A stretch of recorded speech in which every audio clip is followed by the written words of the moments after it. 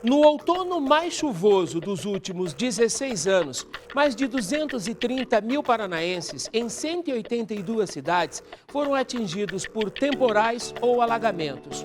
Qual a nossa capacidade de enfrentamento do clima extremo? Nossas cidades são resilientes? Eu sou o Gelson Negrão e esse é o Cidade Entrevista.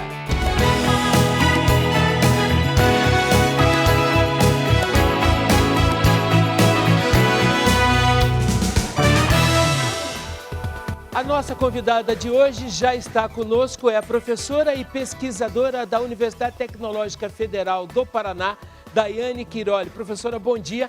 Obrigado pela gentileza de nos atender. Muito bem-vinda ao Cidade Entrevista, tá? Bom dia, muito obrigada pelo convite, uma honra estar aqui com vocês. A professora Daiane Quiroli se dedica desde 2017 ao entendimento da resolução de demandas nas cidades alcançadas por problemas climáticos extremos, desastres naturais. Estamos falando de cidades resilientes. Ô, professora, a gente pode começar entendendo qual é a definição de cidade resiliente? Com certeza. Bom, uma cidade resiliente é uma cidade que ela tem uma capacidade de resistir, absorver, adaptar e recuperar de efeitos de um perigo de maneira eficiente. Então, é uma cidade que ela conduz uma preparação, ela desenvolve medidas de prevenção para se recuperar melhor frente a um evento inesperado. Como estão organizadas as nossas cidades, em especial no Paraná, da perspectiva de resiliência, professora? Bom, na realidade, se a gente for olhar de uma forma geral, as cidades possuem uma organização, então elas têm a Defesa Civil aí como um organismo muito importante no desenvolvimento dessas ações. No entanto, nem todas as defesas civis das cidades estão tão bem organizadas de forma a conduzir uma preparação efetiva frente a esses eventos inesperados.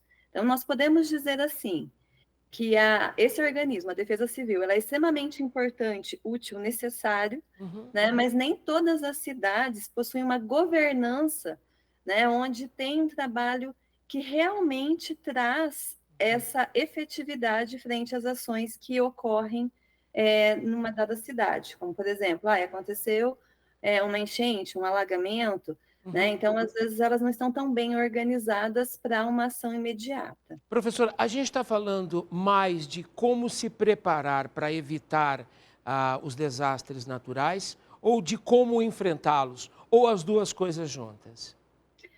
No contexto de cidade resiliente, ela tem que ter toda uma preparação Tá. para que a resposta ela seja rápida, ágil, e por isso a gente fala de ser eficiente nesse sentido.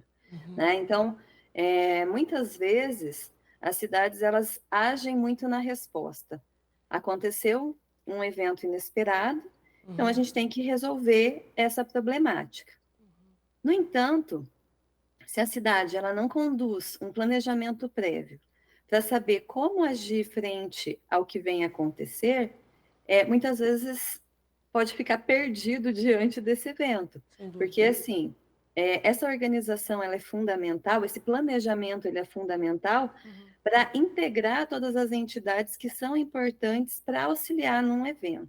Correto. Então, a Defesa Civil, ela deve coordenar todas essas instâncias, né, para direcionar aí todos os responsáveis frente para a tomada de decisão ágil, né, para salvar vidas o quanto antes.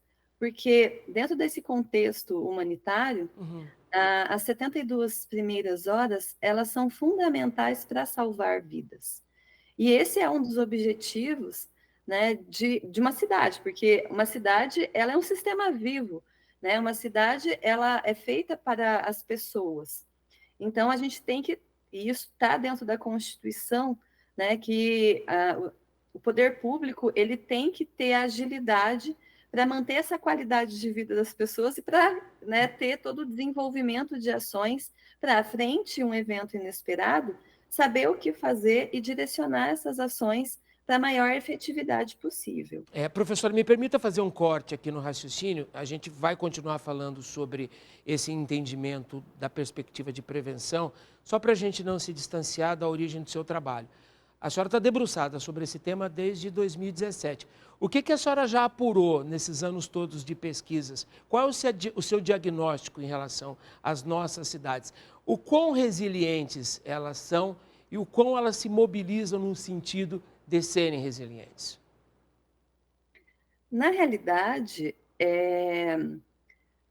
dentro desse recorte, o que a gente vê assim, é que ainda falta muitas ações Tá. efetivas dentro de muitos municípios. Exemplos, eu falo que o benchmark nós temos dentro do nosso país, né? Que é isso, eu ver cidades que estão mais organizadas. Hoje no Brasil, né, então considerando aí os Objetivos de Desenvolvimento Sustentável, as ações que a ONU ela tem desenvolvido para que as cidades atinjam as metas de melhoria, né, elas foram e são necessárias para essas mudanças nas cidades, para que isso aconteça. Mas muita ação ainda é necessária. No Brasil, se a gente considerar a organização da defesa civil, ela é muito boa, mas ainda, né, depende, porque a ONU fala que é ação global para a realidade local, né? Então, é um trabalho que todos devem fazer parte. Então, não adianta eu pensar, a cidade de Salvador, ela é extremamente estruturada em relação à resiliência.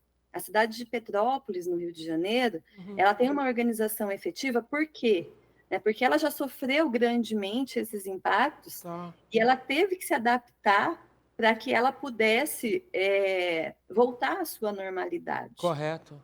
Né? No entanto, ainda faltam muitas cidades se integrarem a essas iniciativas das cidades resilientes. Né? Então, hoje o governo federal, ele participa de um programa, de uma iniciativa aí, né, nessa mobilização, nessa inserção para as cidades resilientes, que tem metas aí até 2030 de todos os municípios, aí, de todos os países estarem integrados nessas iniciativas. E essas iniciativas são extremamente importantes para que a ação seja realmente efetiva. Por quê?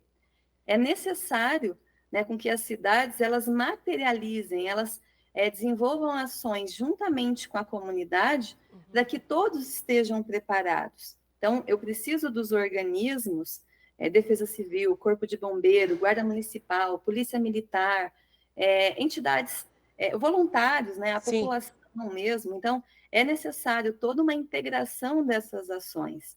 Como que eu vou materializar ações para efetividade frente a um evento? Professora, ou seja, parece óbvio, né? As cidades com maior histórico, com maior recorrência de desastres, de catástrofes naturais, foram desenvolvendo maior resiliência.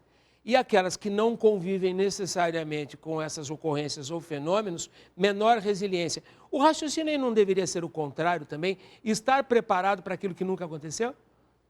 Com certeza. Na realidade, o que a gente tem esse ano de 2023, ele foi, né, eu acho que importante para a reflexão aí de toda uma população, de todas as cidades, de todo o poder público, porque houve muitas mudanças, houve muito impacto, né, e isso, com o crescimento das cidades, tende a piorar, né, pensando na questão de desastres ambientais. Então, por mais que uma cidade ela nunca tenha enfrentado, né, um evento aí que às vezes parece comum ser em outros locais, mas comigo nunca aconteceu, Tá. a gente tem que se basear nessas experiências dos outros para estar preparados, porque não é que nunca aconteceu que não irá acontecer também. Né? Então, se eu tenho um entendimento de que as mudanças climáticas estão aí, de que as nossas cidades elas têm crescido também, e se eu não agir frente ao que vem acontecendo, né? Então também eu vou ter dificuldades e com Uhum. certeza as pessoas vão sofrer Correto. com essas mudanças. Ou seja, a gente está focando bastante a nossa conversa em providências, em precaução, em antecipação, mas tem outras etapas, por exemplo, a ocupação irregular, o crescimento desordenado das cidades é um problemão, não é, professor? Com certeza. Então, por isso que as cidades elas devem constituir um planejamento de crescimento Uhum, e eu falo assim que toda esse crescimento, né, que deveria ser ordenado, mas sim. quando ele não é ordenado, ele tem que ser replanejado para tentar estabelecer locais mais seguros para essa população. Quando a gente fala, então, eu comentei anteriormente sobre as iniciativas de cidades resilientes que a ONU ela vem desenvolvendo. Essas iniciativas elas foram embasadas nas ações que ocorreram no Japão, Uhum, né? Porque eles tiveram vários impactos e eles desenvolveram um framework para a redução de riscos. uhum, Nesse framework para a redução de riscos, eles estabelecem direcionadores aí para que as cidades elas possam entender como ordenar melhor, né, essas ações no dia a dia das cidades. sim. Então, é muito complicado, muitas vezes, falar, eu vou replanejar a minha cidade, Uhum. porque isso impõe custos também para o poder público, né? No entanto, se eu não investir nas ações hoje, pensando no futuro da cidade, os custos que a cidade terá vai ser muito maior também para, pelos impactos que podem ocasionar para toda uma população, né? Então, não tem como não pensar nesse crescimento que pode, talvez, no momento agora, ser desordenado, Uhum. mas como a gente reorganizar todo esse aspecto. Ô, professora, onde entra o plano diretor aí? Porque revisão do plano diretor está previsto, inclusive, na legislação, para cidades com mais de 20 mil habitantes. Me fala da importância dessa estratégia. Essa estratégia é fundamental porque ela dá essa diretriz de futuro para as cidades, para Tá. onde ela pode crescer. E aqui a gente fala também da importância de enxergar a característica da cidade e pensar também dentro dos objetivos de desenvolvimento sustentável. Hoje, o objetivo 3 e 11, eu acho que eles devem estar inseridos dentro do plano diretor, e o plano diretor ele deve estar voltado para também essas mudanças climáticas que vêm ocorrendo, né, no mundo. Então, se eu tenho uma organização de como é a minha cidade e eu tenho entendimento Uhum. também de quais são as dificuldades, quais são os riscos, quais são as vulnerabilidades, eu acho que essa palavra é mais correta que a gente expressar, né? Então, se eu tenho locais que são mais vulneráveis e que vão levar a população a riscos maiores, Uhum. eu já tenho que definir aí quais são os espaços, né, onde a minha cidade ela pode crescer de forma mais organizada e minimizando esses impactos também para a população. Aliás, se a senhora me permite, a professora citou ainda há pouco exemplos, citou o Japão. Japão que na virada do ano foi alcançado por um terremoto de mais de 7 graus na escala Richter. Isso faria um estrago gigantesco. Infelizmente, dezenas de vidas se perderam, os prejuízos são enormes, mas poderiam ter sido muito maiores. Não fosse, nesse caso, a resiliência de um país. E aí a gente está falando num outro patamar. Nós somos um país resiliente, ou caminhamos para ser, professora, ou passamos longe disso, até porque não temos, na mesma proporção, recorrência ou acontecimentos como tsunami, terremoto, enfim. Eu acho que são eventos diferentes, Sim. né? E por ser eventos diferentes, os impactos aí também são diferentes. Eu acredito, e eu sou uma pessoa bastante otimista aqui nesse sentido, tá? Que as ações que vêm acontecendo e a participação no Brasil para as agendas ambientais, elas têm sido bastante positivas, tá? E essa aderência a essa participação até mesmo desses congressos, desses eventos que focam em ações ambientais, elas Uhum. são importantes, por quê? Porque ela abre os olhos do poder público também para trabalhar dentro de uma cultura para a Perfeito. população. Uhum. Estão falando aí nessa questão, o Japão ele possui uma cultura diferenciada, né, em relação a, a população saber o que fazer frente a um evento desse. Né? Uhum. Então, elas estão preparadas por quê? Porque lá na base, na escola, as crianças elas já têm toda uma estrutura, todo um conhecimento de como agir. E aqui eu resgato a minha memória de quando eu era criança, porque a minha mãe sempre teve muito medo, Uhum. né, de quando tem um tempo ruim, enfim, de chuvas fortes. E eu até me lembro de uma vez que teve uma chuva muito forte e estava muito pesado. A mãe falou assim: vamos para baixo, vamos debaixo da mesa. Né? E muitas vezes, se a gente pensar que se a população ela não tem conhecimento, ela não tem cultura para saber o que ela faz Uhum. frente a um evento inesperado, será que ir para debaixo da mesa É, vai ser a solução? correto. Então, assim, você falou, as nossas cidades, né, elas são resilientes? Sim. Nós podemos dizer que algumas são, muitas ainda não. Agora, professora, graças a Deus a gente não tem terremoto, mas a gente tem temporal. E como nós estamos assistindo aos temporais de grande intensidade, né?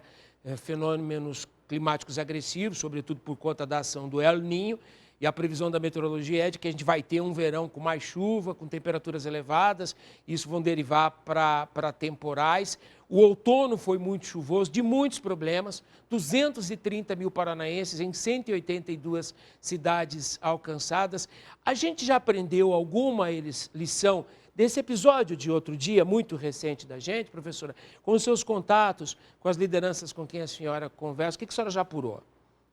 Na realidade, todo evento sempre traz muito conhecimento aí, né, frente aos fatores. Aconteceu, o que foi errado? Né, o que a gente não fez para que a gente possa agora melhorar? Então, acho que todo cenário de desastre que ocorre, ele traz muitas lições a serem aprendidas e isso traz efetividade nas ações futuras, né? Então, o hoje ele foi importante, até as falhas que ocorreram, elas são importantes para que possa ser trabalhada em medidas aí de melhorias. E dentro dessas medidas de melhoria, cidades que já enfrentaram e têm uma recorrência frente a essas ações ambientais, Uhum. ela trabalha aí com soluções baseadas na natureza, Tá. né, com soluções de infraestrutura também, para tentar minimizar esses impactos. E aqui trabalhar, então, a Defesa Civil, trabalhar com NUPDEX, que eu acho que eles comentam, né? Que Sim, são os núcleos dentro das comunidades, onde eles preparam as pessoas também. Então, como eu falei, né? A cultura ela é extremamente importante e ter esses núcleos de desenvolvimento dentro das comunidades, né? Nos bairros também, isso é extremamente necessário correto. para ação frente a um evento inesperado. Ok. Professora, vamos fazer um intervalo rapidinho e daqui a pouco, na segunda parte do nosso Cidade Entrevista de hoje, estamos conversando com a professora Daiane Chiroli, que é pesquisadora, professora da Universidade Tecnológica Federal do Paraná. O nosso assunto hoje são cidades resilientes. Como estamos preparados para enfrentar os desastres naturais? O Cidade Entrevista volta em 1 minuto. Até já!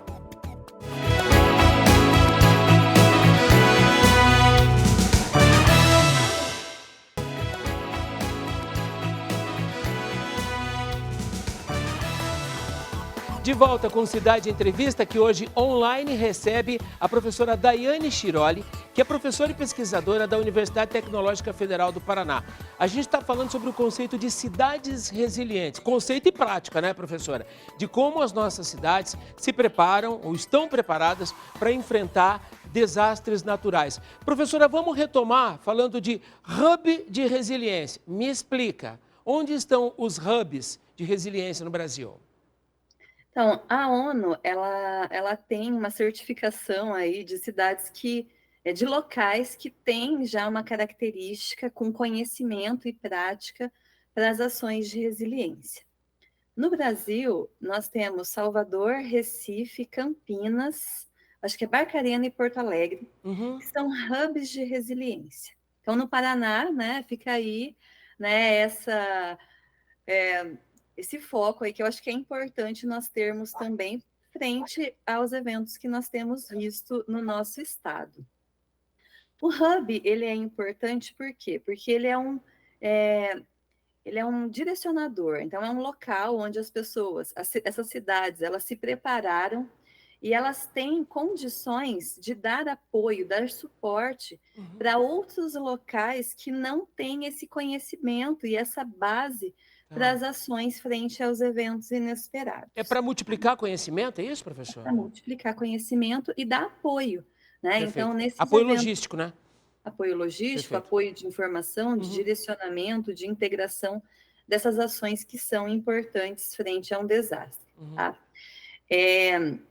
Para você ter ideia, eu acho que o pessoal de Salvador, Hub de Salvador, ele veio auxiliar o estado do Paraná frente aos eventos que tiveram, Uhum. tá?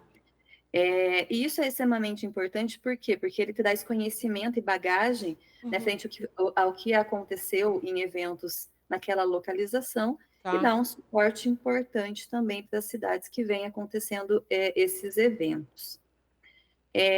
Esses hubs de resiliência, Uhum. eles estão embasados nos objetivos de desenvolvimento sustentável, nessas iniciativas de cidades resilientes também, e eles motivam também as outras cidades que não possuem uma estrutura, né, forte aí para a resiliência a Uhum. construir essa estrutura. Correto. Hoje, essa iniciativa de cidades resilientes, ela disponibiliza para os municípios ferramentas Uhum. para iniciar esse processo de cidades resilientes. E essas ferramentas, elas partem do princípio de que é necessário a cidade ter esse autoconhecimento em relação à resiliência. Correto, correto. Então, como você perguntou, as nossas cidades, elas são resilientes? Então, começa por uma estrutura, Tá. hierarquia da cidade, né? Uhum. Então, existe uma pasta que é voltada para isso. Uhum. Eu comentei anteriormente, né, sobre o papel e a importância da defesa civil. Sim. A Defesa Civil Nem não é essa pasta, essa secretaria, é esse, essa esse aglutinador, professor? exatamente, mas muitas vezes Hum. dentro da cidade, ela não tem a defesa civil, ela não tem autonomia, ou às vezes não tem um recurso próprio também para Tá. desenvolver algumas ações. Como eu falei, é importante, se a cidade ela já tem esse enfrentamento, ou ela sabe dos riscos aos quais ela está submetida, Sim, é sim. importante com que ela desenvolva mecanismos de infraestrutura e soluções baseadas na natureza Uhum. para que a efetividade seja maior frente a um evento. Correto. Não é só para distribuir lona, com todo respeito ao trabalho de distribuição de lonas, né, Que professor? é necessário, extremamente Vai importante, muito além disso, né? mas vai muito, muito, muito além disso, Hum. porque todo esse mapeamento, né? Então, hoje no Brasil, nós temos aí algo que é integrado, que é nacional, que é a questão da comunicação, né, frente às ocorrências de desastre. Então, Tá. via SMS. Então, quem quer receber alguma comunicação, vai ter tempestade, vendaval em algum lugar, é Uhum. só, né, fazer o cadastro ali na Defesa Civil e você Correto. recebe SMS com essas informações. Correto. Mas para a obtenção dessas informações é preciso todo um mapeamento também, né? Existem tecnologias que as cidades elas devem utilizar e devem integrar também para ter conhecimento Uhum. dessas ocorrências. Muitas cidades no Brasil que enfrentam isso rotineiramente, eles detêm tecnologia, né, para que eles possam avisar a população a tempo, para Tá. que elas tenham segurança, né? Mas as cidades que não têm essa preparação sequer sabe o que é um sinal de alerta. Sem dúvida. né? E muitas vezes as pessoas vão para debaixo da mesa, como eu comentei Aí, anteriormente. professora, entra a importância, a reta final da nossa conversa, de envolver o cidadão. A gente falou das 3 esferas de poder, município, Estado e União, a gente falou do papel da defesa civil, da legislação, de políticas públicas, para a gente encerrar. E o cidadão, onde entra nesse contexto, professora? O cidadão ele deve ser participativo, né? Então, dentro desses núcleos de desenvolvimento, né, que a Defesa Civil deve fazer dentro da cidade, o cidadão deve participar para ter conhecimento. Uhum. Muitas defesas civis têm aí a inscrição para voluntariados, para que eles auxiliem nesse processo. Então, mas para que esse voluntariado ele haja com efetividade, ele precisa também ter a preparação. Então, nós temos aí, em Salvador é um exemplo, Petrópolis é um exemplo, com o papel da Defesa Civil nas escolas. Né? E eu falo que preparar as crianças desde cedo ele é fundamental, porque a criança ela também cobra dos pais, das ações que são importantes. E aqui entra as várias pastas. Né? Então, eu preciso da educação, eu preciso de infraestrutura, eu preciso da engenharia ambiental, eu preciso de transporte, toda uma logística que é fundamental. Né? E a comunidade ela deve cobrar se caso o município não tenha ações, né, que envolvam a comunidade para que ela possa ter conhecimento também de saber o que fazer frente a um evento inesperado.